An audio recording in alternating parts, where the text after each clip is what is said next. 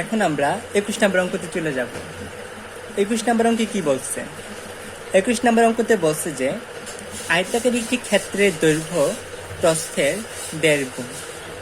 প্রতি বর্গ মিটারে 1.90 টাকা দরে ঘাস লাগাতে মোট 10,260 টাকা ব্যয় হয়। প্রতি মিটার 2.50 টাকা দরে ওই মাঠের চারদিকে বেড়া দিতে মোট কত ব্যয় হবে? আমরা স্পিডে পড়ে ফেললাম, যেহেতু প্রথম কথায় অঙ্ক সব বোঝা যায় না, কিন্তু একটা টেকনিক আছে যে অঙ্কের ভিতরেই, দুঃখিত, প্রশ্নের ভিতরেই উত্তর লুকিয়ে থাকে। প্রশ্নের ভিতরে কি উত্তর লুকিয়ে থাকে, সুতরাং আমাদের দেখতে হবে যে কিভাবে প্রশ্নের উত্তরগুলা লুকিয়ে রাখছে, সমাধান লুকিয়ে রাখছে। তাহলে আমরা দেখি, আয়তাকার একটি ক্ষেত্রের দৈর্ঘ্য প্রস্থের 1.5 গুণ। আমরা বীজগণিত থেকে জানি যে কি দৈর্ঘ্য প্রস্থের 1.5 গুণ, বা এটা ওটার 3 গুণ 4 গুণ ভংসং এরকম দেওয়া মানে কি এখান থেকে কি কোনো কিছুকে একটা ক ধরা বা কোনো কিছুটাকে এক্স ধরে সেরা কি দৈর্ঘ্য প্রস্থ, কাল্পনিক দৈর্ঘ্য প্রস্থ বের করা যাবে।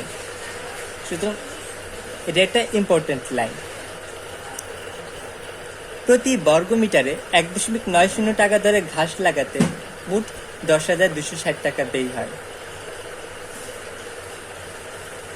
প্রতি বর্গ মিটারে 1.90 টাকা দরে ঘাস লাগাতে মোট এত টাকা ব্যয় হয়। আচ্ছা,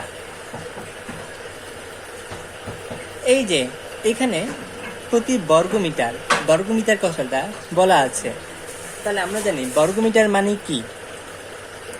বর্গ কথাটা কার ক্ষেত্রে উল্লেখ করতে হয়? ক্ষেত্রফলের ক্ষেত্রে নাকি আয়তনের ক্ষেত্রে? অবশ্যই বর্গ কথাটা ক্ষেত্রফলের ক্ষেত্রে ইউজ হয়। সুতরাং এখানে যেহেতু প্রতি বর্গমিটারের কথাটা উল্লেখ আছে, তার মানে বোঝা যাবে কি এই লাইনটা দিয়ে সেরা আমরা কি বাইর করতে পারবো? আসল ক্ষেত্রফল বাইর করতে পারবো। অর্থাৎ আগের লাইনটা ছিল দৈর্ঘ্য প্রস্থের 1.5 গুণ, সুতরাং এখান থেকে আমরা কাল্পনিক দৈর্ঘ্য প্রস্থ বের করতে পারবো। কাল্পনিক দৈর্ঘ্য প্রস্থ মানে হলো যে কোনো একটাকে ক ধরবো, তারপর 1.5 গুণ, 1.5 দিয়ে করে গুণ করবো, এভাবে আমরা কাল্পনিক দৈর্ঘ্য প্রস্থ বের করতে পারবো বা কাল্পনিক ক্ষেত্রফল বের করতে পারবো। আর এখানে যেহেতু প্রতি বর্গ মিটার কথাটা সরাসরি উল্লেখ আছে, আমরা জানি বর্গ মানে হচ্ছে যে ক্ষেত্রফল, সুতরাং এখান থেকে কি আমরা আসল ক্ষেত্রফল বের করতে পারবো এই লাইনটা দিয়ে সেরা ঐকিক নিয়মের মতন। যাক, এত টাকা ব্যয় হয়। এরপর কি লেখা আছে যে প্রতি মিটার 2.50 টাকা ধরে ওই মাঠের চারদিকে বেড়া দিতে মোট কত ব্যয় হবে? প্রতি মিটারে 2.50 টাকা দরে ওই মাঠের চারদিকে বেড়া দিতে মোট কত ব্যয় হবে? খেয়াল করো এখানে কি বলছে? মাঠের চারদিকে। মাঠটা কি আয়তাকার কি না? এটা হচ্ছে একটা আয়তাকার মাঠ।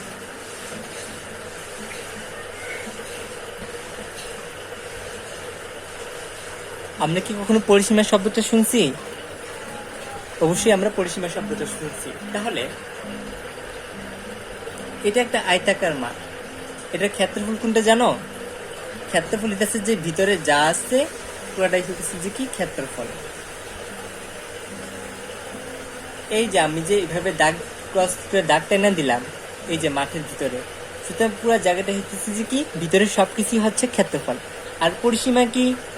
পরিসীমা হইতেছে যে মাঠের চারদিকে যা আছে সেটাই হইতেছে পরিসীমা। এই যে কালো দাগ করে দিলাম, বোল্ড করে দিলাম, মানে কালো দাগ করে দেখাচ্ছে মাঠের চারদিকে এগুলা আছে এই মাঠের চারদিকে 4 কোণে 4টা লাইন আছে, সুতরাং মাঠের চারদিকে যা আছে সেটাই হচ্ছে যে পরিসীমা, আর ভিতরে যা আছে সেটাই হইতেছে যে ক্ষেত্রফল।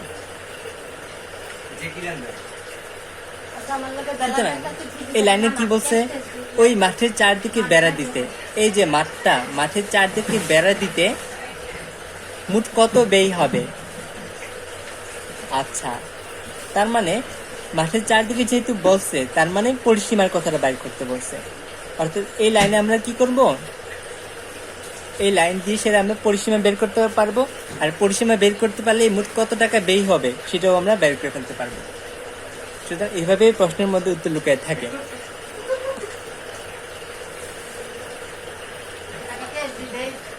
আচ্ছা, ঠিক আছে।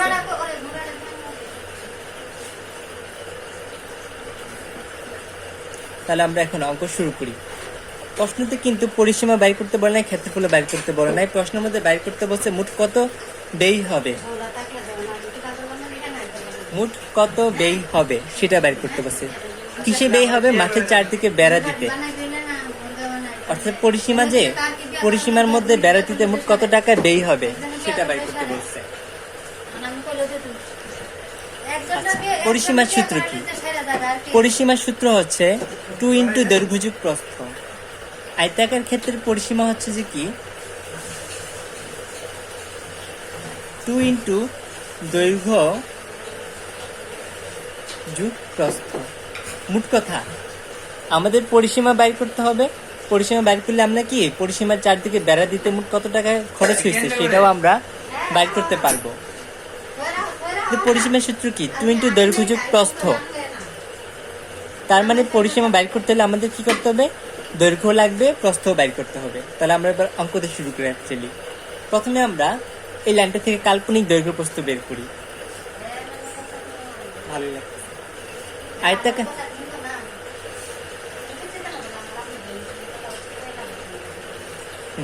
আয়তাকার একটি ক্ষেত্রের দৈর্ঘ্য প্রস্থের 1.5 গুণ। তাহলে এখানে আমরা কাকে ক ধরবো? দৈর্ঘ্যকে নাকি প্রস্থকে? এই দিনে সমস্যা ছিল, আপলোড করতে পারি না। হয় না। দৈর্ঘ্য প্রস্থের 1.5 গুণ। যেটা পরে থাকবে সেটাকে আমরা ক ধরবো। তাহলে আয়তাকার একটি ক্ষেত্রের দৈর্ঘ্য প্রস্থের 1.5 গুণ। এখানে প্রস্থটা কি দৈর্ঘ্যের পরে দেওয়া আছে না? পরে কে দেওয়া আছে? দৈর্ঘ্য নাকি প্রস্থ? পরে প্রস্থ দেওয়া আছে, দৈর্ঘ্য আগে দেওয়া আছে। যদি থাকতো আয়তাকার একটি ক্ষেত্রের প্রস্থ দৈর্ঘ্যের 1.5 গুণ, যদি এমনটা দেওয়া থাকতো তাহলে দেখো পরে কে আছে? দৈর্ঘ্য নাকি প্রস্থ? এই যে পরে কি দৈর্ঘ্য আছে, তাহলে দৈর্ঘ্যটার ক ধরতাম। যেহেতু এখানে এই অঙ্কটাতে প্রস্থ পড়ে আছে, শুধু এখানে কে প্রস্থ হচ্ছে যে ক লিখবা। শুরু করি আমরা অঙ্ক। দেওয়া আছে আয়তাকার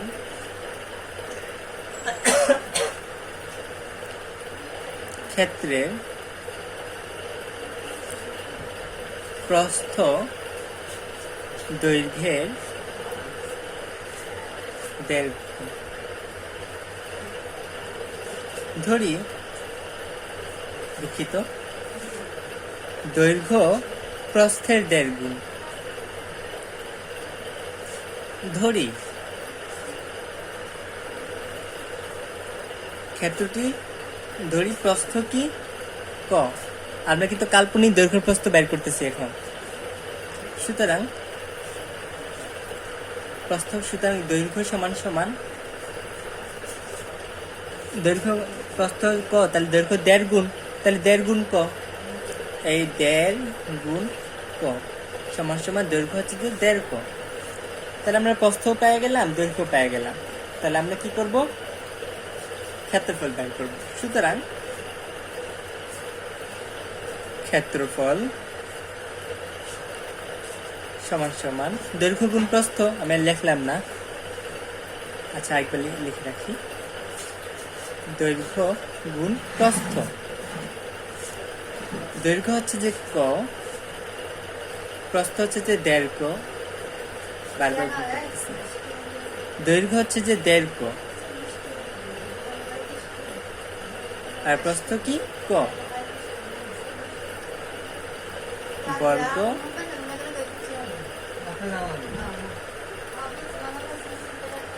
সমান গুণ করলে হয় 1.5 ক স্কয়ার। ক্ষেত্রফল কত পাইছি? 1.5 ক স্কয়ার। এটা হচ্ছে আমাদের কাল্পনিক ক্ষেত্রফল। এবার আমরা দেখি আসল ক্ষেত্রফল বাইর করা যায় কিনা।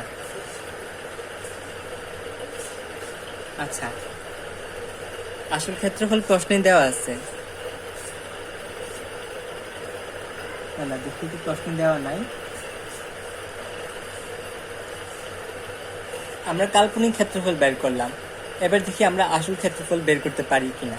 তাহলে আমরা কি প্রশ্ন মতে কথাটা লেখার সুযোগ পাবো, যে প্রশ্ন মতে কাল্পনিক ক্ষেত্রফল সমান আসল ক্ষেত্রফল, বা প্রশ্ন মতে 1.5 ক স্কয়ার সমান আসল ক্ষেত্রফল, এটা লেখার সুযোগ পাবো। দেখি এবার আমরা প্রশ্নের দিকে তাকাই। আয়তাকার একটি ক্ষেত্রের দৈর্ঘ্য প্রস্থের 1.5 গুণ। যাও, এই লাইনটা থেকে আমরা কাল্পনিক দৈর্ঘ্য প্রস্থ বের করে ফেললাম। তারপর কি লেখা আছে? প্রতি বর্গমিটারে 1.90 টাকা দরে গাছ লাগাতে মোট 10,260 টাকা ব্যয় হয়। যেহেতু প্রতি বর্গমিটার কথাটা উল্লেখ আছে, তার মানে আমাদের বুঝে নিতে হবে কি এই লাইনটা দিয়ে আমরা কি করতে পারবো, ক্ষেত্রফল, আসল ক্ষেত্রফল বের করতে পারবো এই লাইনটা দিয়ে সেরা।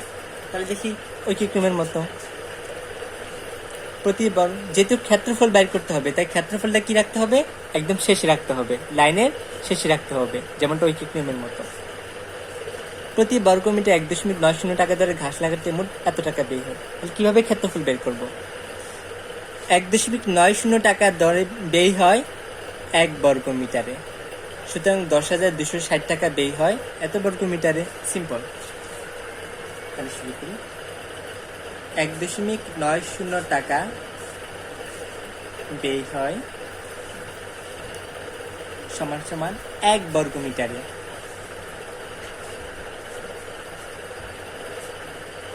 সুতরাং কত, মোট এত টাকা, 10,260 টাকা ব্যয় হয়। আমি আর 0.00 লিখলাম না, ঠিক আছে, আমি ডাইরেক্ট লিখে ফেললাম 10,260 টাকা ব্যয় হয়। 1.90 টাকা ব্যয় হয় 1.90 টাকা ব্যয় হয় 1 বর্গমিটারে। তাহলে 10,260 টাকার ঘাস কি মাত্র 1 বর্গমিটার হবে নাকি আরো বেশি বর্গমিটার লাগাইতে হবে? অবশ্যই আরো বেশি জায়গায় লাগাইতে হবে গাছটা, যেহেতু অনেক বেশি টাকা বেশি, তাহলে জায়গাও বেশি লাগবে, ঠিক আছে। আর বেশি হইলে কি হয়, গুণ হয়, বেশি হইলে কি হয়, গুণ হয়। তাহলে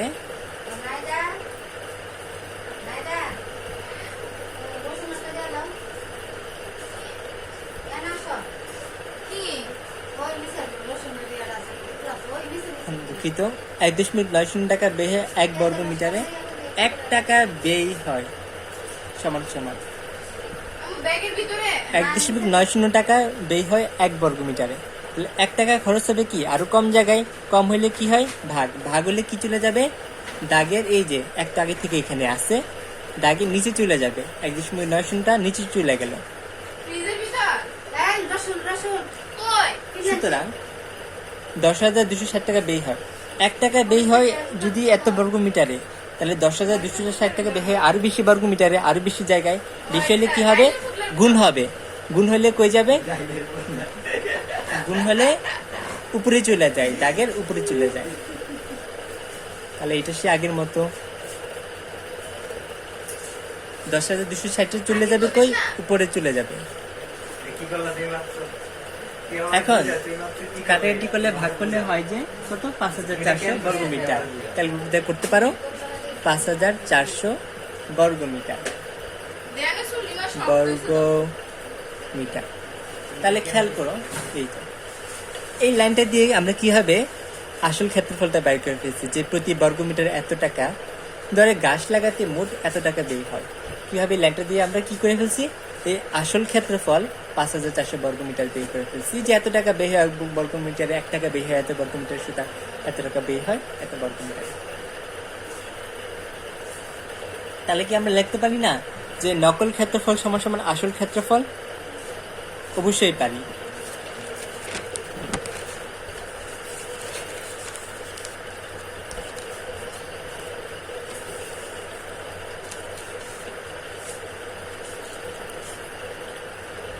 প্রশ্ন মতে নকল ক্ষেত্রফল কত ছিল, 1.5 স্কয়ার, 1.5 স্কয়ার সমান সমান আসল ক্ষেত্রফল কত, 5,400।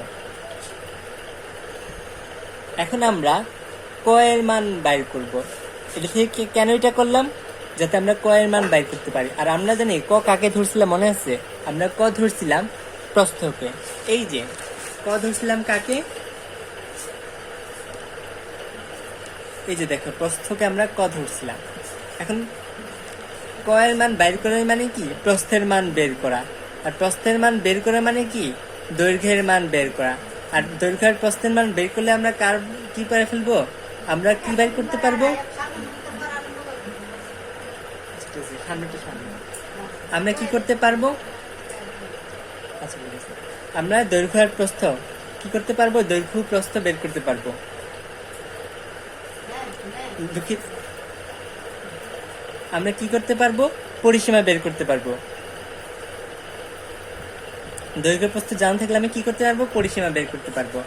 তাহলে পরিসীমা বের করতে পারলে কি পারবো? মাঠের চারদিকে অর্থাৎ পরিসীমার চারদিকে বেড়া দিতে মোট কত টাকা খরচ হবে সেই অঙ্কটা আমরা জানতে পারবো। কত টাকা খরচ হবে সেটা আমরা বাইর করতে পারবো। এটাই হচ্ছে অঙ্কের সিস্টেম। প্রশ্ন মতে দেড় কো স্কোয়ার সমান সমান 5400, বা তোমরা নিজের এটা করে ফেলতে থাকো, বা কো স্কোয়ার সমান সমান 5400 বাই গুণের সম্পর্ক উপাসে গেলে কি হবে? ভাগ হবে। ভাগ হলে কই চলে যায়? নিচে চলে যায়। এই দেড়টা নিচে চলে গেছে। বা কো স্কোয়ার সমান সমান ভাগ দিলে হয় 3600, বা ক সমান সমান √/3600 সমান সমান কত হয়? বা ক সমান সমান √/, করলে কত হয়? 60 হয়। কি হয়? 60 হয়। সুতরাং প্রস্থ ক সমান সমান 60। তাহলে সুতরাং দৈর্ঘ্য দৈর্ঘ্য ছিল না, সমান সমান 1.5 গুণ এর পরের মান 60। সুতরাং হয় কত? 90 মিটার। তাহলে আমরা প্রস্থ বের করে ফেলছি, দৈর্ঘ্য বের করে ফেলছি। তাহলে কি আমরা পরিসীমা বের করতে পারবো? অর্থাৎ মাঠের চারদিকের কতটুকু জায়গা সেটা বের করতে পারবো। মাঠের চারদিক মানে কিন্তু পরিসীমা, অবশ্যই পারবো। আমরা জানি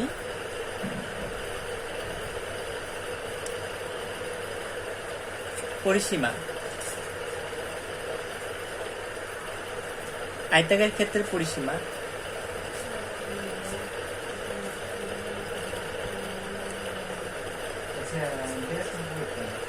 সমান সমান 2 ইন্টু দৈর্ঘ্য যোগ প্রস্থ। 2 ইন্টু কি? দৈর্ঘ্য যোগ প্রস্থ সমান সমান 2 ইন্টু দৈর্ঘ্যের মান কত? 60। মান বসায় দাও। 60। দৈর্ঘ্যের মান হচ্ছে 90।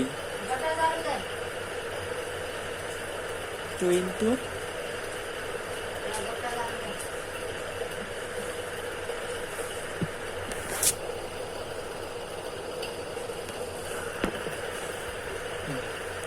নব্বই আর 60 যোগ করলে হয় 150। 150 দুগানা গুণ করলে 300।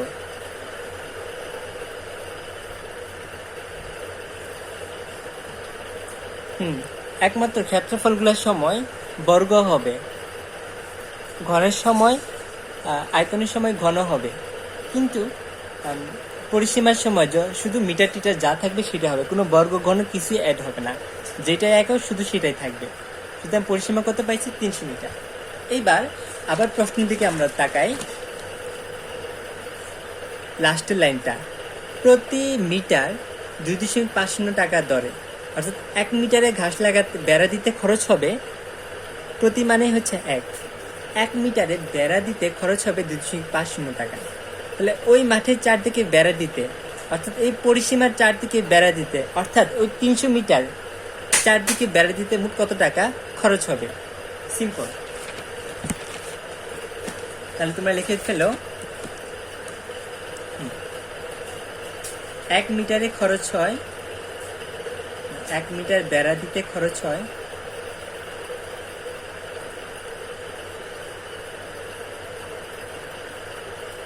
কত টাকা?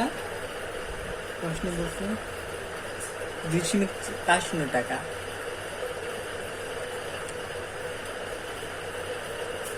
সুতরাং পরিসীমা অর্থাৎ 300 মিটার বেড়া দিতে খরচ হয় সমান সমান 1 মিটার বেড়া দিতে যত খরচ হয় 300 মিটার বেড়া দিতে কি আরো বেশি খরচ হবে না? হবে। হইলে কি হবে? গুণ হবে। গুণ হইলে 300 গুণ 2.50 টাকা। তাহলে গুণ করলে করো তোমরা, গুণ করলে কতটা পাবে?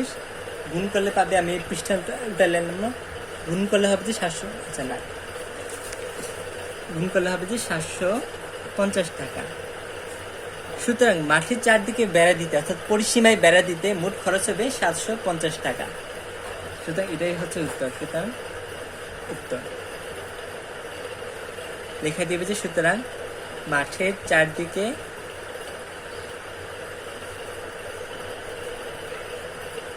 বেড়া দিতে